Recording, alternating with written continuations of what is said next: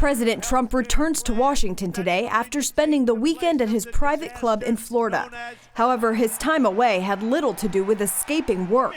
The commander-in-chief spent his time in the Sunshine State rallying supporters, interviewing contenders for National Security Advisor, and in meetings about replacing Obamacare. We are going to be submitting in a couple of weeks a great health care plan that's going to take the place of the disaster known as Obamacare.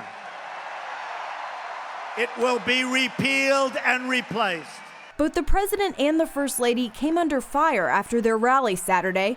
Some on the left criticizing Melania for beginning the rally with the Lord's Prayer. Our Father, who art in heaven, hallowed be thy name. Thy kingdom come, thy will be done, on earth as it is in heaven. And Trump after referring to an incident in Sweden. You look at what's happening in Germany. You look at what's happening last night in Sweden. Sweden. Who would believe this? In response, the former Swedish prime minister tweeted, "Sweden?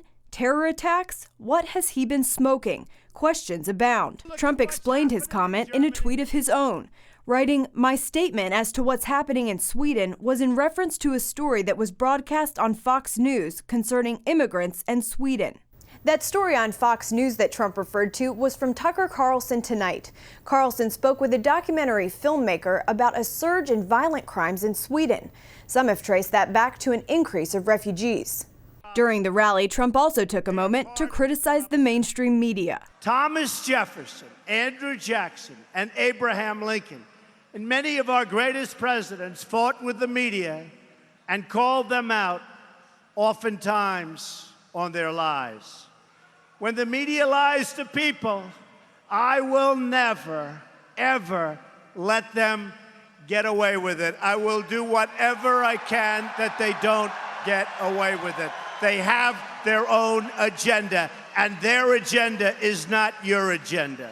And he took on the media in a tweet that got a lot of attention as well, saying the fake news media isn't his enemy, but the enemy of the American people.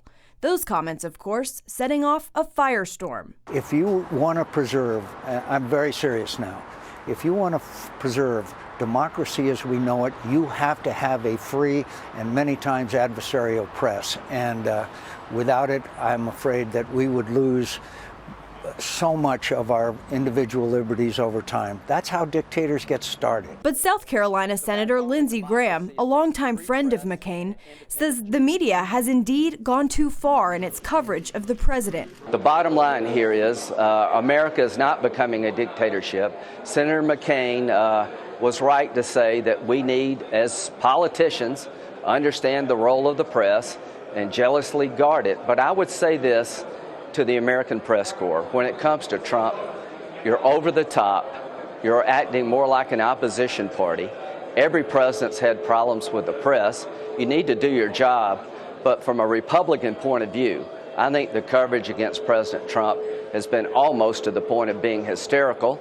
And y'all need to do some self-evaluation, in my view. Caitlin Burke, CBN News.